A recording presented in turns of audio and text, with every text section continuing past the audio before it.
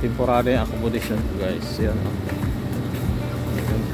Sa bahay namin. Doon ako sa kabila sa 07 nakatira.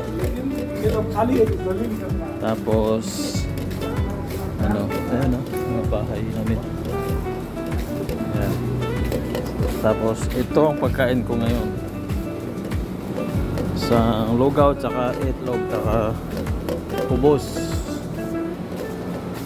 Alin na tayo sa kwarto natin. Dito tayo kakain ng agahan. Tayo sa Miss Hall. Ito tayo ng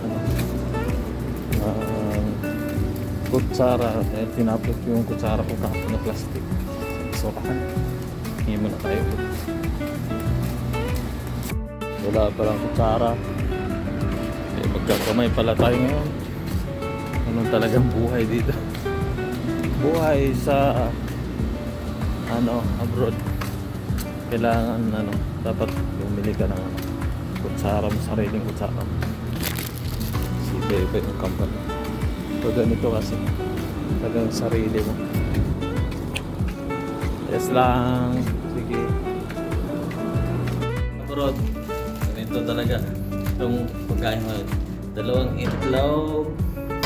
Tsaka lugaw. Nakakamayin ko dahil wala akong kutsarang plastic. Natapon ko pala sa basuran kahapon. Bayan. Kamerong. Lubos. Okay na to.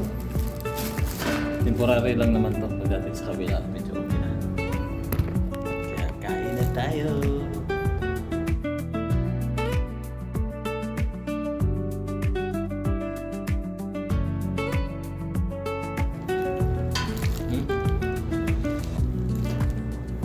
Ano pala to? Arroz caldo bro. Ang tawag nila dito. Lugaw. Arroz caldo siya. Sarap. Baling walang kutsara. Pwede na to.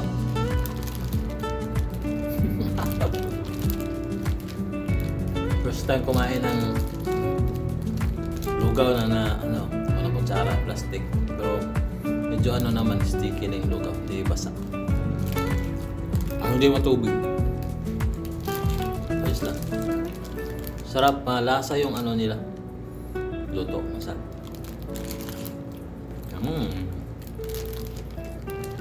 Ano talaga, buhay abroad.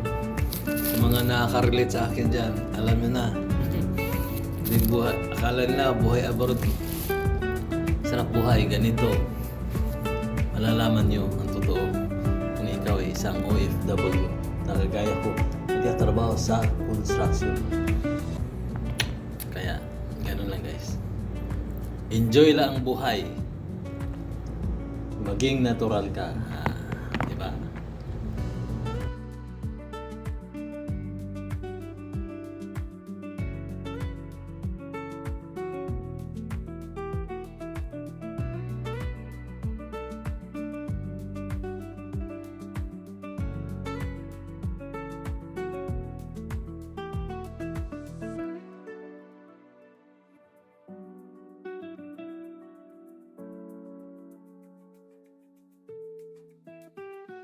Kumain guys.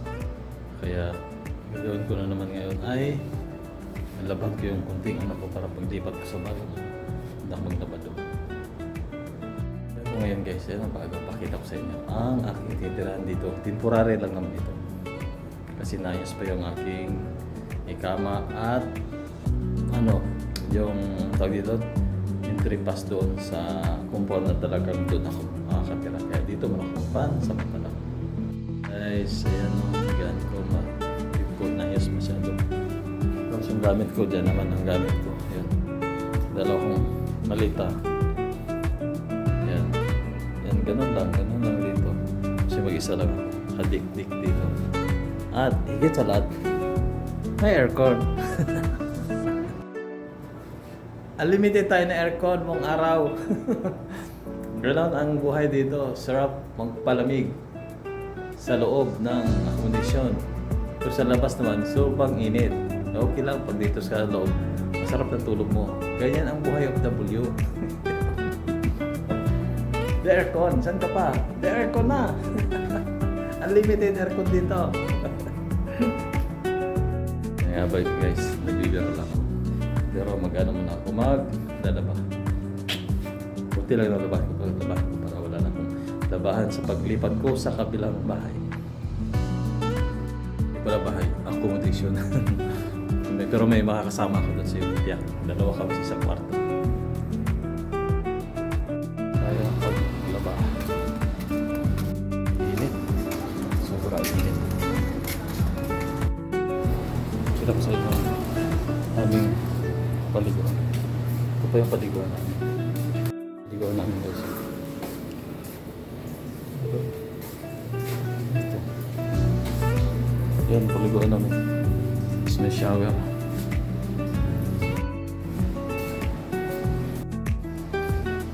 Ihi ka, tatay ka. Dito. Yan o. CR dito, takihan. Ganun lang. Western na ano. Book. Tapos meron siya. Ano ba? Ikot natin yung labahan. Laundry. Tayo saan? Labahan. Nakadera yung aso.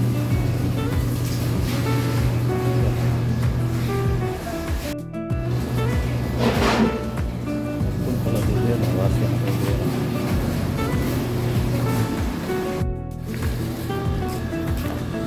May naglalaba dun. Sige. Kabayan. Matagal na sila dito yan. Forma na aming accommodation dito. Gano'n na kasimple. Napalaan natin ang ating nilabahan guys. Kasi naglabak. Dito ko sinampay yung aking nilabahan. Ano pa lang, alas 8. 2 oras o 3 oras. Ano nito? Tuyo na nga ako. Ano na kagad? Ano lang yan, 2 oras o 3 oras tuyo na yan. Sa sobrang init pa naman. Ano? Sikat ang araw. Tindi. Init. Yan. Sobrang ano. Init. Init guys. Grabe. Init. Napakainit. Balikan lang natin mamaya yung ano, ating nilabahan. Tuyo na yun. 2 oras o 3 oras.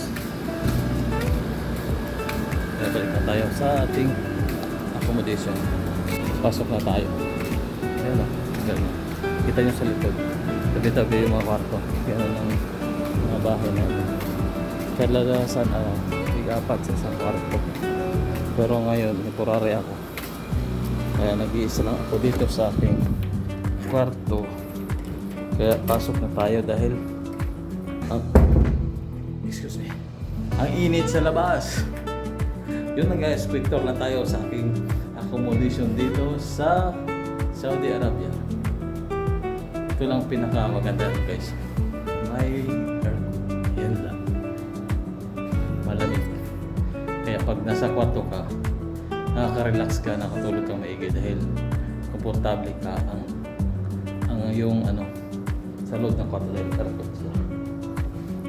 Nakakapag-relax ka na pag nandito ka na sa kwarto. Yan lang guys, quick tour tayo sa ating accommodation, temporary accommodation dito sa Saudi Arabia. Okay guys, salamat sa mga nanood ng aking video guys at sa mga OFW na nakarelate sa akin. At dito nagtatapos sa ating video guys. At sa mga nag-subscribe na aking YouTube channel, John Gomez Vlog, maraming salamat sa inyo panonood. At sa mga nag-subscribe, maraming salamat din sa inyo guys. At dito nagtatapos ang ating video. Maraming salamat. Bye-bye!